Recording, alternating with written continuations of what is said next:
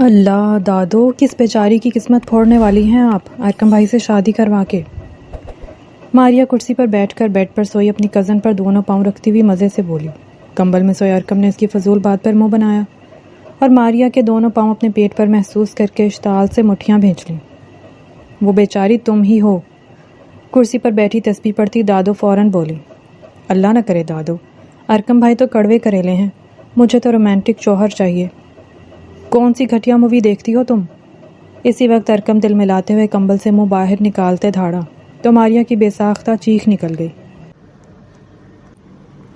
رات کے 10 بج رہے تھے۔ مراد ہاؤس کے پہلے فلور پر سب سے کونے والے کمرے میں لڑکیوں کی گہما گہمی اور ہنسی مذاق کی آواز آ رہی تھی۔ اچھا سنو۔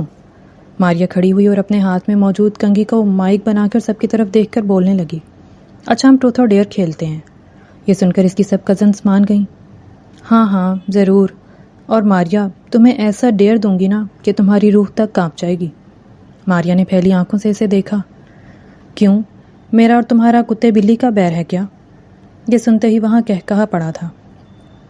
ارے آرام سے، وہ ہٹلر کا جانشین اگر سن لے گا نا تو ہم سب کو کچا چبا جائے گا۔ ویسے سنا ہے ابھی گھر پر نہیں ہے، لیکن پھر بھی دیواروں کے بھی کان ہوتے ہیں، ذرا آہستہ سے بولو۔ ماریا کا اشارہ اپنے کزن اور تایا کے بیٹے ارکم کی طرف تھا، جو آج کسی ضروری کام سے گھر پر موجود نہیں تھا، اسی لیے اتنی گہما گہمی تھی۔ چلو ماریا، گنتی کرتے ہیں، اور سویرا تم تالیاں بجاتی رہنا۔ یوں گنتی کرتے کرتے ماریا کا نمبر آیا تو اس نے بڑی شان سے ڈیئر چوز کیا۔ سوچ لو، کہیں مصیبت میں نہ پڑ جاؤ۔ سویرا کے کہنے پر ماریا نے ناک سے مکھی اڑائی۔ دیکھتے ہیں کون مصیبت میں پڑتا ہے، تم بس مجھے ڈیئر دو۔ سویرا، نائمہ اور نائلہ نے ایک دوسرے کی طرف دیکھا۔ یہ لو لپسٹک۔ نائرہ نے اپنی ریڈ لپسٹک اس کی طرف بڑھائی۔ اور ارکم بھائی کے شیشے پر ابھی لکھ کر آؤ، اسمائل پلیز۔ کبھی ہنس بھی لیا کریں، آپ کی صحت پر کوئی برا اثر نہیں پڑے گا، بلکہ البتہ بہتر ہی ہو جائے گی۔ ماریا نے سنا تو ہنس پڑی۔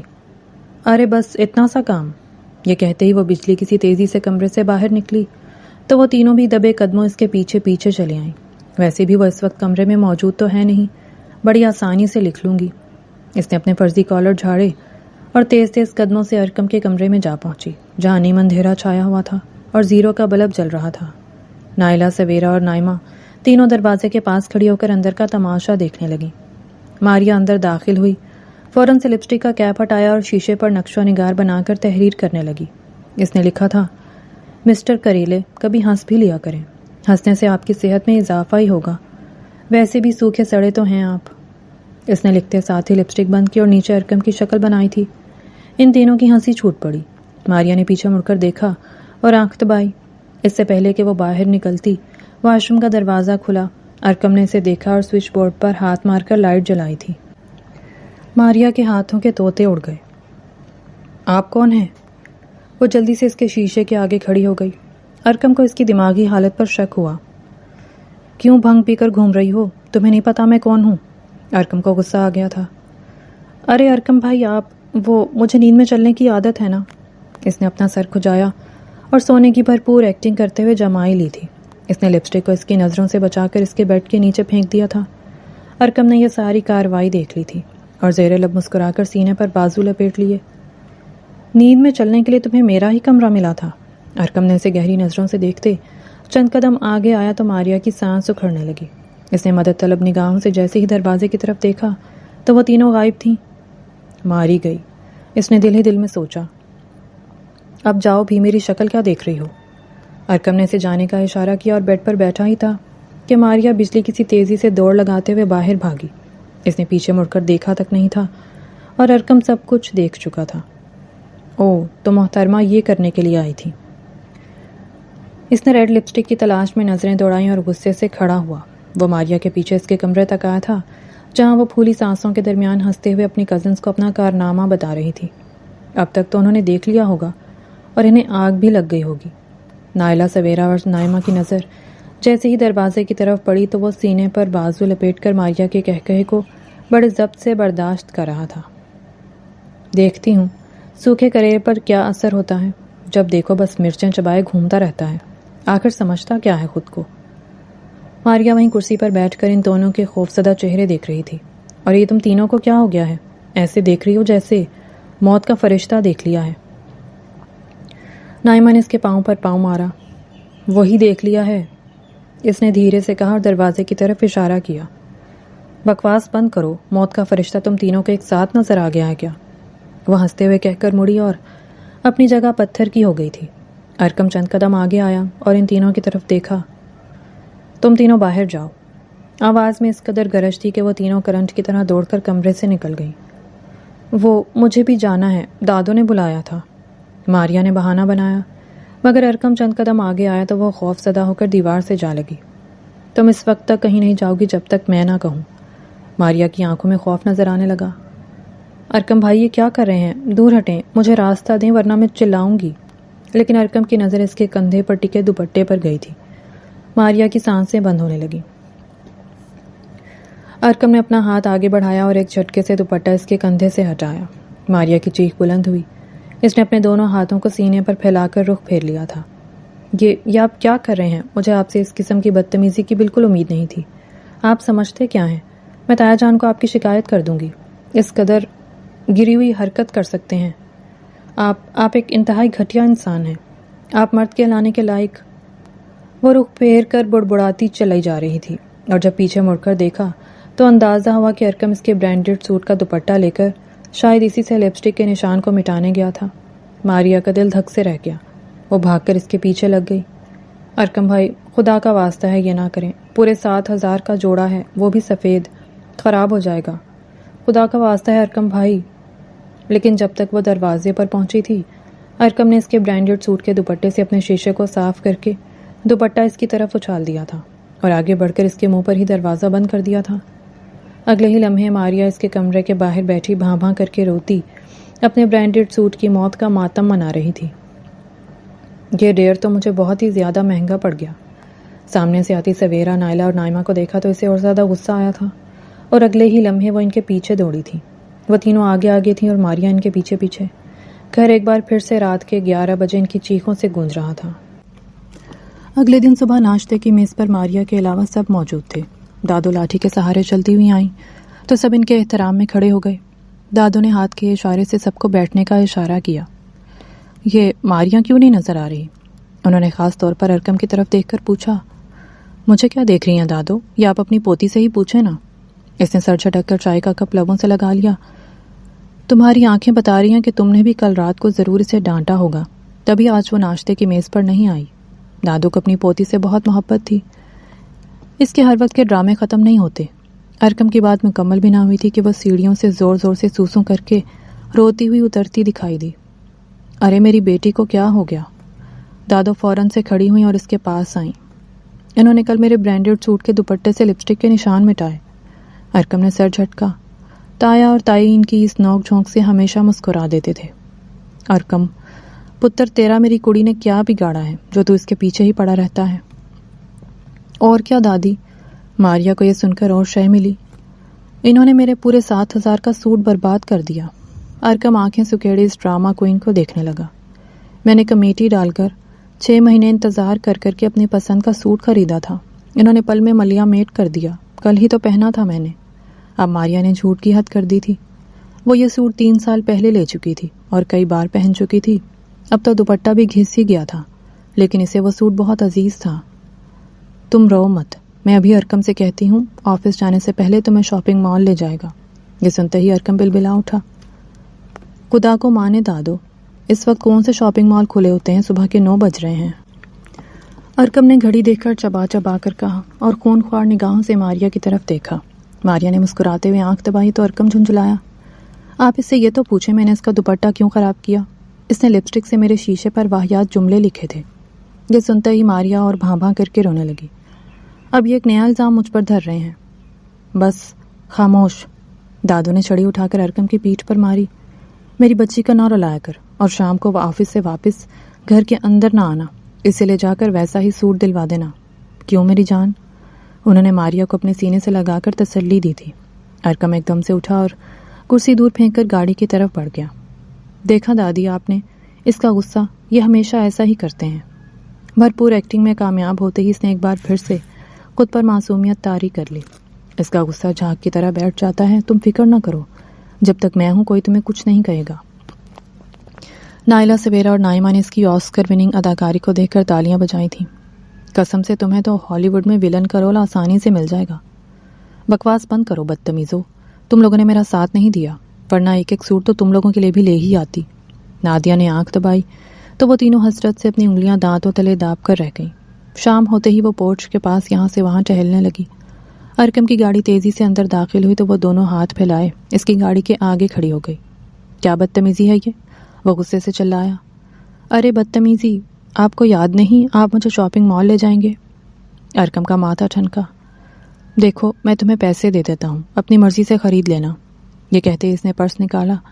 جیسے ہی پیسے اس کی طرف بڑھائے تو ماریا نے دادو کے کمرے کی کھڑکی کی طرف اپنا چہرہ کیا۔ دادو سنتی ہو، یہ ارکم بھائی مجھے کہیں نہیں لے جا رہے۔ ارکم نے پیر پٹکتے ہوئے اس کی طرف دیکھا۔ بندہ یہاں سانس بھی لے سکتا ہے یا نہیں؟ وہ بڑبڑاتے ہوئے گاڑی میں بیٹھا۔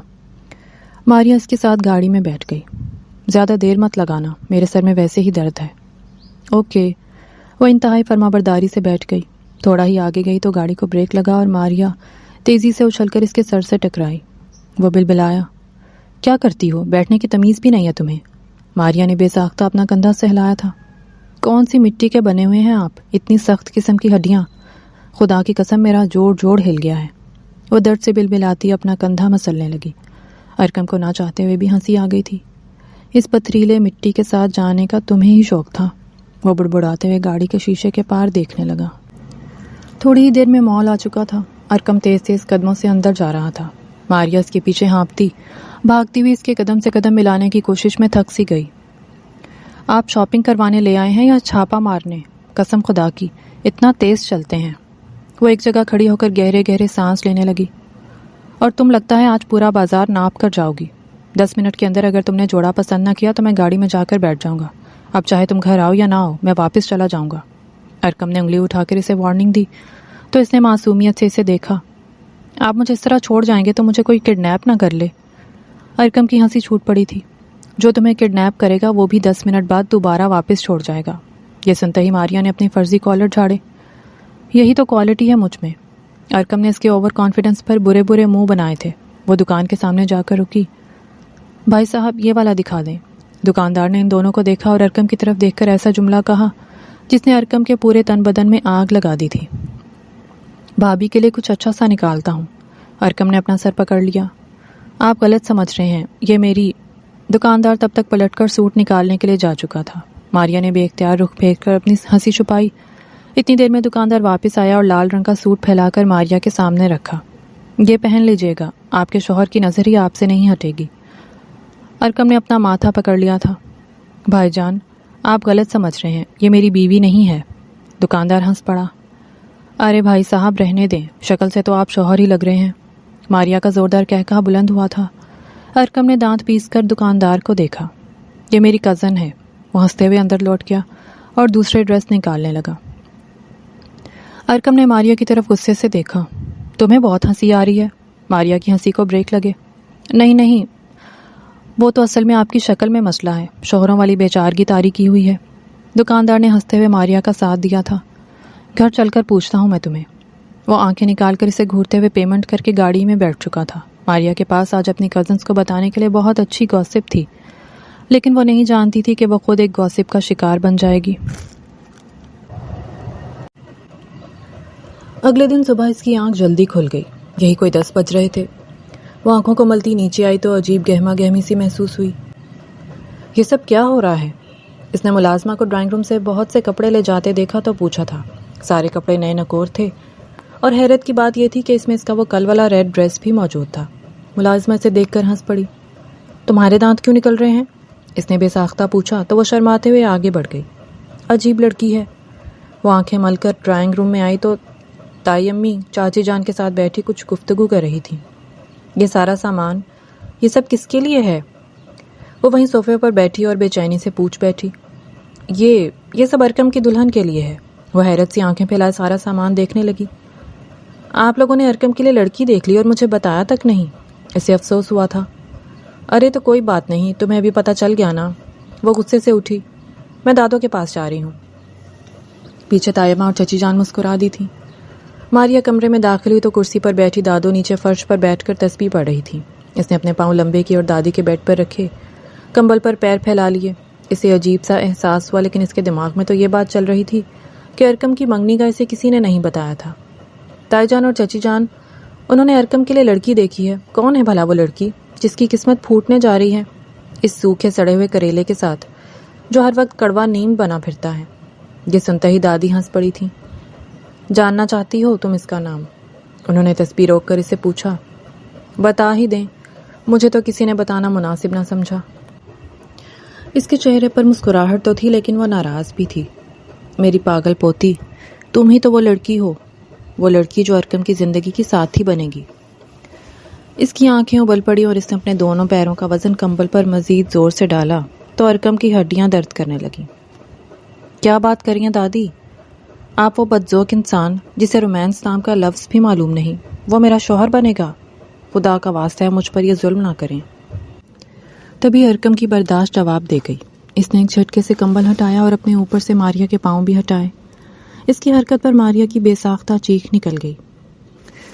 کون سی گھٹیا مووی دیکھ رہی ہو تم آج کل؟ کیا رومانس کی رٹ لگا کے رکھی ہوئی ہے؟ ماریا نے بے ساختہ اپنی چیخ کو روکا تھا۔ آپ یہاں کیا کر رہے ہیں کمبل کے نیچے؟ ہاں، میرے سر میں درد ہو رہا تھا تو دادو نے سر میں مالش کر دی۔ ظاہر ہے جسے پتہ چلے گا کہ تم جیسی لڑکی زندگی کے ساتھ جڑنے جا رہی ہے، اس کے سر میں تو کیا، جسم کے ہر حصے میں درد ہو جائے گا۔ وہ زہر اگلتا وہاں سے باہر نکل گیا۔ ماریا نے رونی شکل بنا کر دادو کو دیکھا تھا۔ دیکھا آپ نے یہ انسان، یہ میرا شوہر بنے گا تو میرا کیا حال کرے گا دادو؟ اب بھی وقت ہے، یہ رشتہ مت کریں، میں تو جیتے جی مر جاؤں گی۔ اس نے ایکٹنگ کے سارے ریکارڈ توڑے تھے۔ دادو ہنس پڑی تھی۔ بہت پیارا بچہ ہے میرا، ایسا نہ کہو۔ ماریا نے دادو کو آنکھیں پھیرتے دیکھا تو برے برے منہ بناتی باہر نکل گئی تھی اور اس نے بھوک ہڑتال شروع کر دی تھی۔ تائی امی کو پتہ چلا تو وہ اس کے پاس سمجھانے کے لیے آنے لگی۔ ارکم نے ان کا ہاتھ پکڑ کر انہیں وہیں بٹھا دیا تھا۔ چھوڑ دیں اماں موٹی بھینس کو، کچھ دن نہیں کھائے گی تو مر نہیں جائے گی، ویسے بھی ہر چیز کو چارہ سمجھ کر کھا لیتی ہے۔ نائمہ نے ارکم کی یہی بات ماریا کو بتائی تھی تو اسے رونا آیا تھا۔ دیکھا، ابھی تو شادی نہیں ہوئی اور یہ ان رومانٹک سا بندہ مجھے بھینس کہہ رہا ہے اور میری ڈائٹنگ کو چارہ کہہ رہا ہے۔ اس کی آنکھوں میں موٹے موٹے آنسو ابل پڑے تھے۔ دادو نے اسے گلے سے لگایا تھا۔ مذاق کرتا ہے تم سے، تم بھی تو اسے کیا کیا کہتی رہتی ہو، سڑیلا کریلا۔ دادی نے اسے یاد دلایا تو اسے بے تحاشا ہنسی آ گئی تھی۔ پھر وہ دن بھی آیا تھا جب وہ سوسوں کرتی دلہن کا لباس پہنے اسٹیج پر بیٹھی ارکم کا انتظار کر رہی تھی۔ یہ ابھی تک آیا کیوں نہیں ہے؟ میری کمر میں ابھی سے درد ہو گیا ہے۔ بھاری بھرکم جوڑا پہن کر اس کا بدن دکھ گیا تھا۔ صبر کرو لڑکی، ابھی تو مہمان تک نہیں آئے اور تم ابھی سے تھک گئی ہو، اور پھر شادی کی لمبی رات کیسے گزارو گی؟ سویرا نے اس کے کان میں سرگوشی کی تو اس نے کھا جانے والی نگاہوں سے اسے دیکھا تھا۔ تبھی سامنے سے ارکم خوش باش سا سفید شیروانی میں اپنی طرف آتا دکھائی دیا۔ وہ جیسے ہی اس کے برابر میں بیٹھا تو ماریا نے غصے سے اسے دیکھا تھا۔ کیا ہوا، کھا جاؤ گی کیا؟ کھانا نہیں کھایا تو؟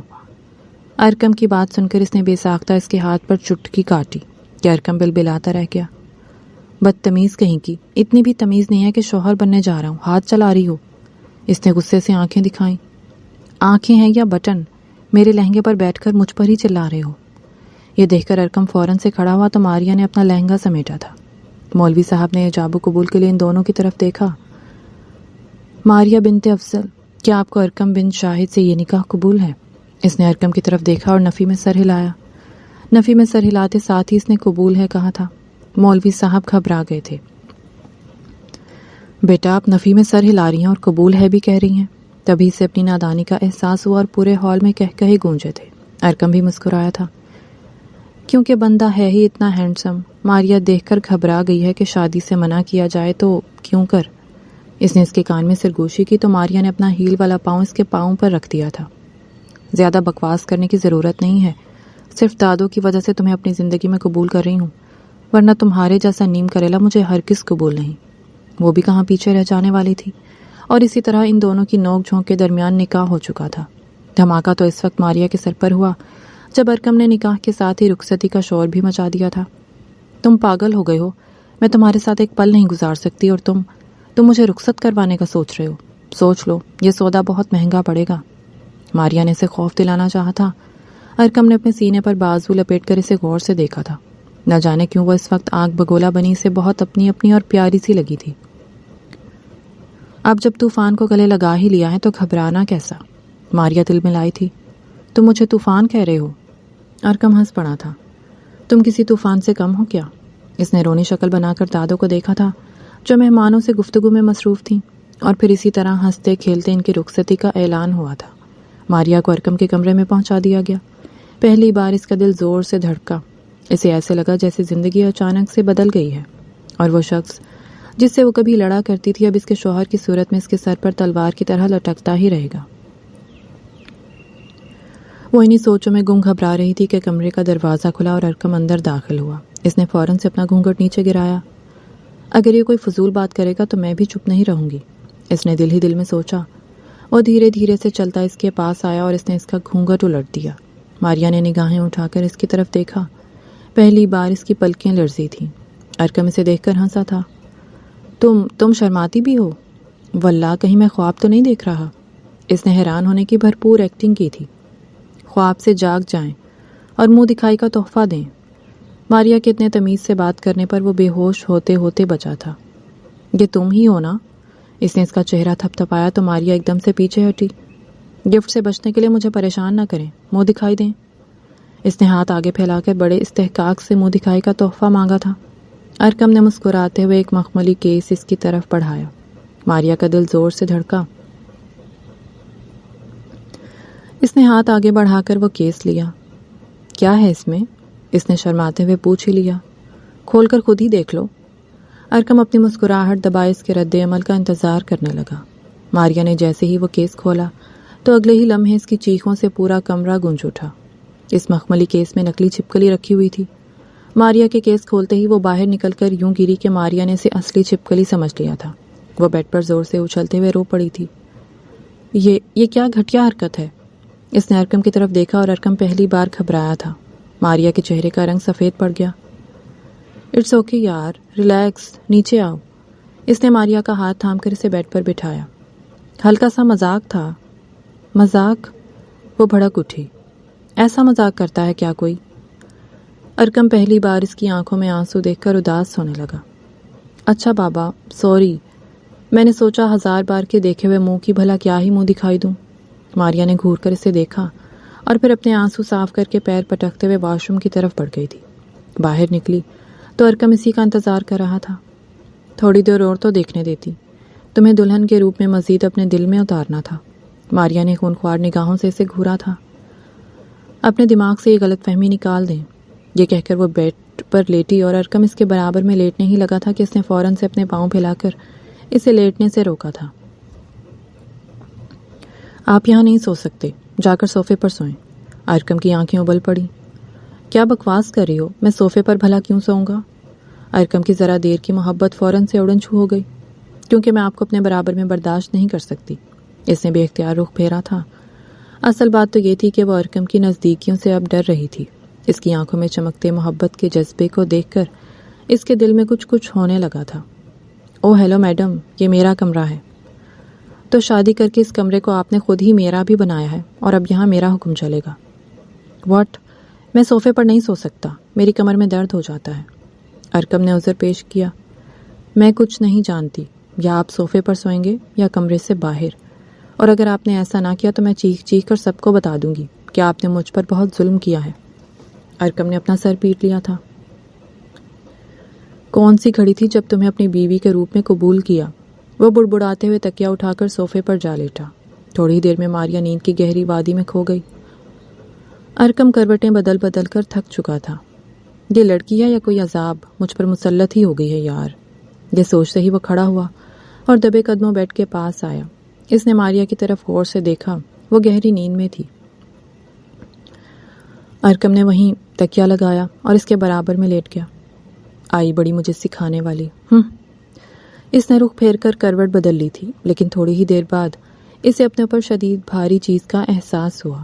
اس نے نیند میں آنکھیں کھولی تو پتہ چلا وہ بھاری چیز کوئی اور نہیں ماریا کی ٹانگیں تھیں جو اس نے نیند میں کروٹ بدلتے ہی اس کے پیٹ پر رکھ دی تھی. استغفر اللہ. وہ نیند میں بڑبڑاتے ہوئے اس کی ٹانگوں کو خود کے اوپر سے ہٹا چکا تھا. لڑکی ہے یا کوئی بلا؟ اس نے دونوں کے درمیان تکیے لگائے تھے، لیکن اگلے ہی پل تھوڑی ہی دیر گزری تھی کہ ارکم کی چیخ بلند ہوئی تھی۔ ماریا نے دوبارہ سے کروٹ بدلتے ہی اپنا بھاری بھرکم ہاتھ اس کے گالوں پر رکھا تھا۔ اسے زور کا تھپڑ پڑا تھا۔ وہ ایک جھٹکے سے کھڑا ہوا اور اسے جھنجھوڑ کر گرایا۔ کیا بدتمیزی ہے یہ؟ کب سے میری نیند میں پٹائی کر رہی ہو؟ برداشت کر رہا ہوں، تم اب حد سے بڑھ رہی ہو۔ ماریا نیند میں کسمسائی اور آنکھیں کھول کر مندی مندی آنکھوں سے اسے دیکھنے لگی۔ تم یہاں کیا کر رہے ہو؟ وہ جھٹکے سے اٹھ بیٹھی۔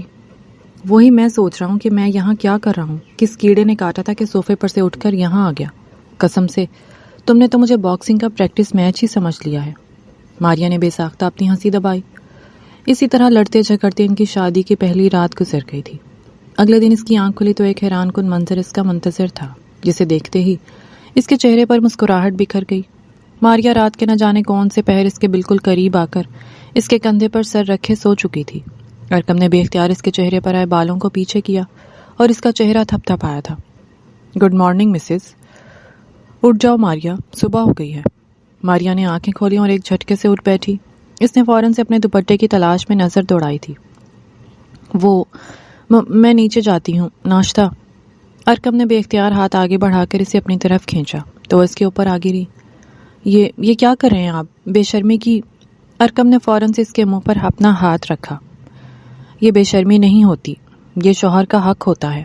اب تم میری بیوی ہو اور… اس سے پہلے کہ وہ اپنی بات مکمل کرتا، ماریا نے اس کے سینے پر ہاتھ رکھ کر اسے دور دھکیلا تھا۔ ایسا کچھ بھی نہیں ہے۔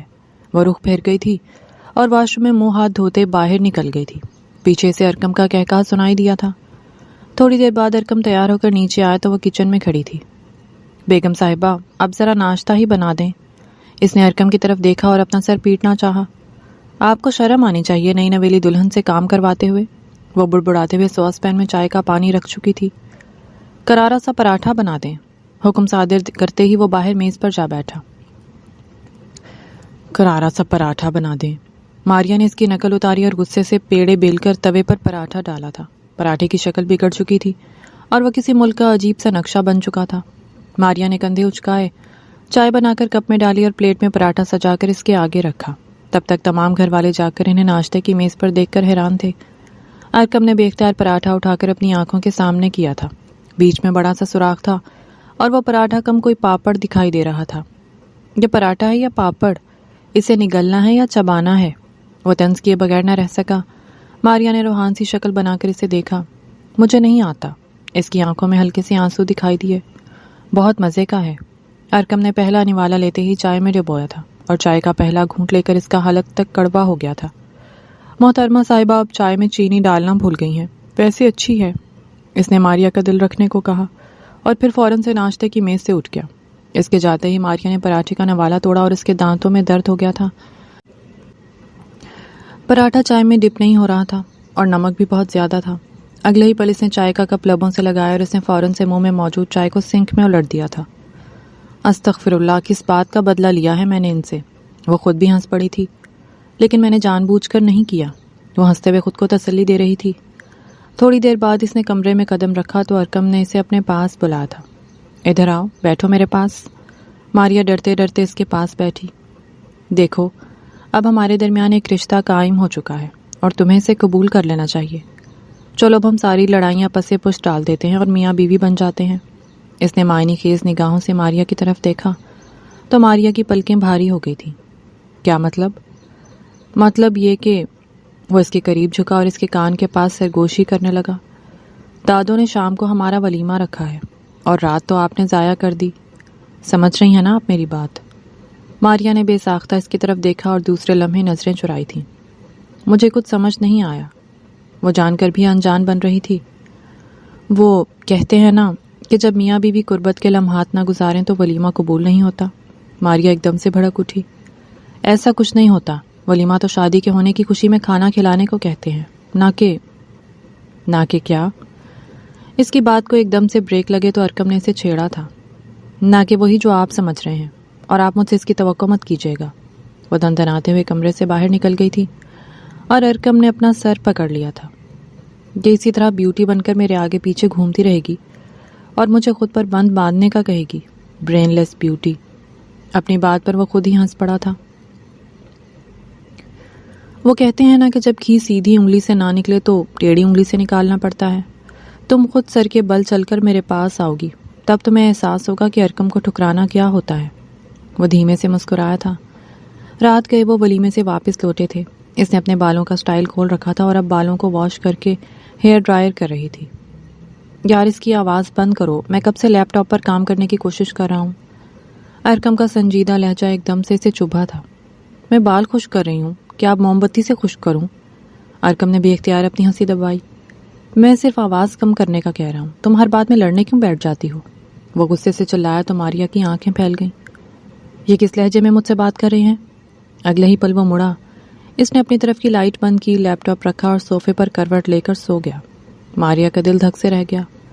جو بھی تھا وہ اس سے کبھی اس لہجے میں بات نہیں کرتا تھا, تو اب اسے اچانک کیا ہو گیا؟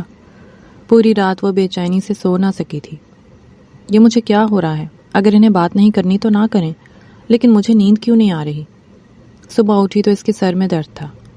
شاید وہ مجھ سے ناراض ہو گئے ہیں. ایک کام کرتی ہوں, انہیں اچھا سا ناشتہ بنا کر دیتی ہوں, کیا پتا وہ خوش ہو جائیں. یہ سوچ کر وہ کھڑی ہوئی اور صبح سویرے کچن میں جا پہنچی. ماریا, تم یہاں کیا کر رہی ہو؟ دادو فجر کی نماز کے بعد تسبیح پڑھ کر کچن میں آئی تھیں کہ اسے وہاں دیکھ کر حیران ہوئی تھی. وہ ارکم کے لیے. اچھا سمجھ گئی. وہ مسکرائی تھیں.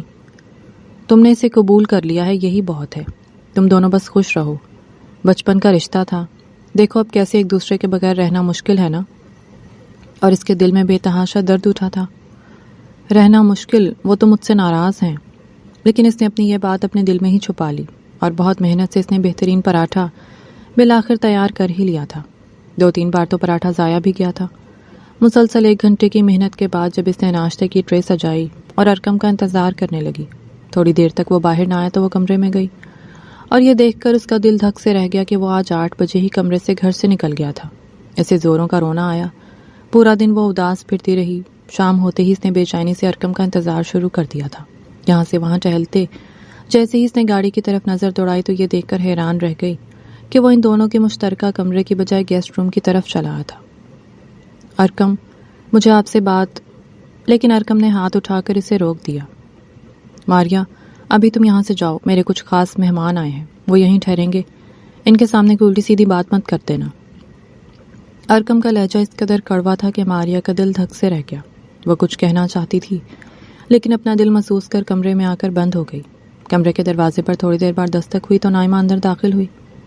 تم یہاں ہو, اور تمہارا شوہر وہاں خوبصورت لڑکیوں کے درمیان بیٹھا ہے. کیا مطلب؟ ماریا اچھل پڑی. تمہیں نہیں پتا, ارکم کی غیر ملکی کولیگز آئی ہیں, یہاں کچھ دن ٹھہریں گی. اپنے شوہر کو قابو میں کرو, ابھی شادی کو دن ہی کتنے ہوئے ہیں. نائمہ نے اس کے دل کو دھڑکا کر رکھ دیا تھا. بکواس بند کرو, ارکم ایسے نہیں ہے. نائمہ نے اسے کندھوں سے تھام کر سمجھانا چاہا. ارکم ضرور ایسا نہیں ہے, لیکن جس طرح تمہارا رویہ ہے اس کے بعد ارکم ضرور ایسا ہو جائے گا. اس کا دل دھڑکنا بھول گیا. وہ وہیں بیٹھ گئی اور رونے لگی. انہوں نے تو مجھے اپنی طرف بلانے کی کوشش کی تھی, لیکن میں نے کیا کر دیا؟ میں نے انہیں خود اپنے ہاتھوں سے دور کر دیا. وہ کافی دیر وہاں بیٹھی روتی رہی. رات کا 1 بج چکا تھا. ارکم کا انتظار کرتے کرتے اس کی آنکھ لگ گئی, لیکن وہ کمرے میں نہ آیا. صبح اٹھی تو بستر ویسے کا ویسا ہی تھا. اسے بے تحاشا غصہ آیا. وہ تیار ہو کر کمرے سے باہر نکلی تو ناشتے کی میز پر ایک الگ ہی منظر دکھائی دے رہا تھا. وہ دونوں انگریز خواتین ارکم کے ساتھ بیٹھی خوشگوار ماحول میں ناشتہ کر رہی تھی. ارکم نے اس کی موجودگی کو محسوس تک نہ کیا, اور نہ اس کی طرف نگاہیں اٹھا کر دیکھنا بھی گوارا کیا. وہ ان دونوں خواتین سے باتوں میں اتنا مصروف تھا کہ اسے ماریا کا خیال تک نہ آیا. اس کا دل ٹوٹ کر بکھر گیا. تھوڑی دیر بعد وہ آفس جانے کے لیے تیار ہوا تو ماریا کمرے میں آئی. آج شام کو ڈنر پر چلیں, اس نے خود سے بات بڑھائی. نہیں پلیز, میں بہت مصروف ہوں, تو میرا انتظار مت کرنا, کھانا کھا لینا. اس نے تو یہ تک نہیں پوچھا تھا کہ کل رات کو اس نے کھانا کھایا تھا یا نہیں, اور ماریا نے اس کے انتظار میں پوری رات بھوکے ہی گزار دی تھی. اسے زوروں کا رونا آیا تھا. شادی کو صرف 1 ہفتہ ہوا ہے اور یہ موصوف تو مجھے ایسے بھول گیا ہے جیسے میں کبھی تھی ہی نہیں.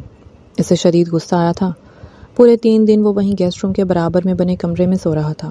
رات دیر تک وہ گھر واپس آتا اور پھر مہمانوں کے ساتھ کھانا کھا کر انہی کے برابر والے کمرے میں سو جاتا کہ کہیں نہ کسی چیز کی تکلیف نہ ہو. ماریا ان 3 دنوں میں مرجھا کر رہ گئی تھی. وہ اکیلی سو رہی تھی اور اسے کوئی احساس نہ تھا. کیا وہ مجھے اتنی جلدی بھول گیا ہے؟ ابھی 3 دن پہلے تو میرے لیے تڑپ رہا تھا اور اب جیسے مجھے کوئی لفٹ ہی نہیں کروا رہا۔ اس کی آنکھوں سے آنسو بہ رہے تھے۔ تبھی کمرے کے باہر سے گزرتی دادو نے اسے دیکھا تو اسے اپنے پاس بلایا تھا۔ کیا ہوا ہے؟ تم دونوں میں دوریاں بڑھ گئی ہیں کیا؟ دادو نے اس سے پوچھا تو اس کے ضبط کا بندھن ٹوٹ گیا۔ وہ ان کے گلے لگ کر رو پڑی تھی۔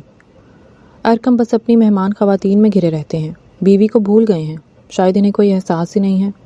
دادو نے اس کے آنسو صاف کیے تھے۔ تو تم کتنی پگلی ہو، اسے اپنی طرف متوجہ کیوں نہیں کر رہی؟ کیسے متوجہ کروں؟ دادو نے مسکراتے ہوئے اس کے سر پر شفقت سے ہاتھ رکھا تھا۔ آج اس کے مہمان واپس جا رہے ہیں، اس لیے وہ مصروف تھا، لیکن آج وہ آئے گا نا کمرے میں، تو باقی آگے تم سمجھدار ہو۔ دادو نے اسے اشارہ دیا تو وہ ہونک بنی انہیں دیکھتی رہی۔ آج اس کی سالگرہ بھی ہے، کبھی کیلنڈر پر بھی نظر ڈال لیا کرو۔ دادو نے اس کے سر پر چپت لگائی تو وہ دھیمے سے مسکرائی۔ واقعی میں آج اس کی سالگرہ تھی اور اسے معلوم ہی نہیں تھا۔ میں ارکم کو اچھا سا سرپرائز دوں گی۔ اس نے کمرے کو بے انتہا خوبصورتی سے سجایا ہوا تھا۔ موم بتیوں سے کمرے کا ماحول رومان پرور کیا تھا۔ جگہ جگہ پھولوں کی پتیوں سے سجاوٹ کی تھی اور گلاب کے پھول بیڈ پر بکھیر کر انتہائی خوبصورت سا لال فراک پہنے اس کا انتظار کر رہی تھی۔ اس نے اپنے بال کھلے چھوڑے تھے اور ہلکا سا میک اپ کیا تھا۔ وہ کسی پری سے کم نہیں لگ رہی تھی۔ آج تو ارکم کے ہوش اڑا دوں گی۔ اس نے آئینے میں خود کو دیکھ کر سوچا۔ گھڑی رات کے 12 بجا چکی تھی۔ ارکم کا کہیں کوئی اتا پتہ نہیں تھا۔ اس نے نائمہ سے سنا تھا کہ وہ مہمان خواتین شام کو چلی گئی ہیں، تو پھر ارکم کہاں رہ گئے ہیں؟ کھڑکی کے پاس کھڑے کھڑے اس کے پاؤں اب درد کرنے لگے تھے اور اسے اب تھکاوٹ سے نیند آ رہی تھی۔ وہ وہیں میز کے قریب بیٹھے بیٹھے اونگنے لگی۔ اس کی آنکھ لگ گئی۔ رات کے پچھلے پہر کمرے کا دروازہ کھلا۔ ارکم داخل ہوا۔ آج کا دن بے حد تھکا دینے والا تھا۔ کمرے کے ماحول پر نظر پڑتے ہی اس کی طبیعت حشاش بشاش ہو گئی۔ اس نے ایک لمحے کے لیے میز پر سر رکھ کے نیند کی گہری وادی میں کھوئی اپنی بیوی کو دیکھا، جو اس کا دل جیتنے کی آخری کوشش میں لگی ہوئی تھی۔ وہ بے ساختہ مسکرایا تھا۔ تو بالآخر میرا پلان کامیاب رہا۔ وہ دھیرے سے آگے بڑھا اور اس کے چہرے پر آئے بالوں کو ہٹایا۔ وہ ہڑبڑا کر اٹھ بیٹھی۔ ارکم آپ کہاں رہ گئے تھے؟ میں کب سے آپ کا انتظار کر رہی تھی۔ وہ گہری نیند سے اٹھتے ہی بے ساختہ بول اٹھی۔ ارکم نے گہری نظروں سے اسے دیکھا تھا۔ آپ میرا انتظار کیوں کر رہی تھیں؟ اس نے اس کا ہاتھ تھاما تو ماریا کو اپنی بے قراری کا احساس ہوا۔ ماریا کی پلکیں جھکنے لگیں۔ اس کی آنکھوں سے آنسو بہنے لگے۔ ارے تم رو کیوں رہی ہو؟ ارکم نے فوراً سے اس کے آنسو صاف کیے تھے۔ آپ بہت گندے ہیں۔ آپ نے پورے 4 دن مجھے اگنور کیا ہے، نہ میرا حال پوچھا، نہ کمرے میں آئے۔ آپ اتنے بدتمیز کیسے ہو سکتے ہیں؟ وہ پھوٹ پھوٹ کر روتی ارکم کو اپنے دل کے قریب محسوس ہوئی تھی۔ تو تمہیں میری کمی محسوس ہوئی؟ ہاں۔ اس نے اسے تھوڑی سے تھام کر اس کا چہرہ اونچا کیا۔ تو اور کیا؟ شکر ہے، ارکم نے بے ساختہ کہا۔ ماریا نے گھور کر اسے دیکھا۔ کیا مطلب؟ ارکم نے اسے اپنے سینے سے لگایا تھا۔ میری نادان سی بیوی، یہ سب تمہاری توجہ حاصل کرنے کے لیے تو کیا تھا میں نے، ورنہ تم کہاں مجھے گھاس ڈالا کرتی تھی، اور اب دیکھو میرے لیے یہ کمرہ تک سجا ڈالا۔ ارکم نے آگے بڑھ کر اس کے ماتھے کو چوما اور اس کے دونوں ہاتھ تھام کر اسے اپنے گلے سے لگایا تھا۔ بہت پیاری لگ رہی ہو، ولیمہ حلال کرواؤ گی نا آج تو؟ ارکم کا یہ جملہ سن کر اس کے رونگٹے کھڑے ہو گئے تھے اور اس نے شرماتے ہوئے اپنا چہرہ اس کے سینے میں چھپا لیا تھا۔ بہت برے ہیں آپ، 4 دن تک آپ نے مجھے رلایا، اور اب بس محبت ہی محبت ہوگی۔ ارکم نے بے ساختہ اس کے ہونٹوں پر ہاتھ رکھا اور اسے خود کی طرف کھینچ کر اس کی خوبصورتی کو اپنے دل میں اتارا تھا۔ بیگم صاحبہ، آج تو آپ نے ارکم کا دل جیتنے کی پوری تیاری کر لی ہے۔ اب ارکم سر سے لے کر پیر تک آپ کا ہی ہے۔ وہ اسے شدت سے خود میں بھینچ کر اس کی ساری غلط فہمی کو دور کر چکا تھا۔ میں تم سے محبت کرتا ہوں، کرتا تھا اور کرتا رہوں گا۔ یہ الگ بات ہے کہ بیوی کو اس کا احساس دیر سے ہوا ہے، پر شکر ہے احساس ہو ہی گیا ہے۔ ارکم نے اس کی آنکھوں کو چومتے ہوئے اس پر اپنی محبت نچھاور کرتے محبت کی داستان سنائی تھی، اور ماریا کا دل شکر سے لبریز تھا کہ خدا نے اس کی سن لی تھی اور ارکم کو کھونے سے پہلے ہی اس نے پا لیا تھا۔ یہ کہانی صرف ہنسی مذاق، نوک جھونک اور سوکھے کریلے والے تانوں تک محدود نہیں رہی، بلکہ اس نے بڑی خوبصورتی سے یہ دکھایا کہ اکثر سب سے گہری محبت وہیں چھپی ہوتی ہے جہاں ہر وقت لڑائیاں، ضدیں اور ایک دوسرے کو تنگ کرنے کے بہانے چلتے رہتے ہیں۔ ماریا کا کردار بے حد جاندار، شرارتی، ڈرامہ کوئن اور دل سے معصوم دکھایا گیا، جو ہر بات میں رومانس ڈھونڈتی رہی، مگر خود محبت کو سمجھنے میں سب سے زیادہ دیر اسی نے لگائی۔ جبکہ ارکم باہر سے کڑوا کریلا، غسیلا اور تنزیہ تھا، مگر اندر سے وہی سب سے زیادہ خیال رکھنے والا، برداشت کرنے والا اور خاموش محبت کرنے والا نکلا۔ دونوں کی لڑائیاں ایک دوسرے کو جلانا، فضول حرکتیں، رونا دھونا اور پھر انہی باتوں پر ہنس دینا کہانی کو اتنا فنی بنا دیتا ہے کہ کئی جگہ کہہ خود بخود نکل جاتے ہیں۔ البتہ ایک حقیقت یہ بھی سامنے آتی ہے کہ رشتوں میں انا، غلط فہمیاں اور ضد اگر وقت پر ختم نہ کی جائیں تو محبت ہوتے ہوئے بھی فاصلے بڑھنے لگتے ہیں، اور کبھی کبھی انسان تب کسی کی اہمیت سمجھتا ہے جب وہ ذرا سا دور ہونے لگے۔ اس کہانی کا سب سے خوبصورت پہلو یہی تھا کہ محبت یہاں صرف آئی لو یو تک محدود نہیں رہی، بلکہ تنگ کرنے، انتظار کرنے، منانے، جلانے اور آخرکار ایک دوسرے کو سمجھ لینے میں نظر آئی۔ اور سچ تو یہ ہے کہ ہر کڑوا کریلا دل سے برا نہیں ہوتا، کچھ لوگ بس محبت اظہار سے نہیں حرکتوں سے کرتے ہیں۔ اور آپ کو یہ کہانی کیسی لگی؟ پڑھ کر اپنی رائے کا اظہار کیجیے گا اور چینل کو سبسکرائب کر لیں۔ شکریہ۔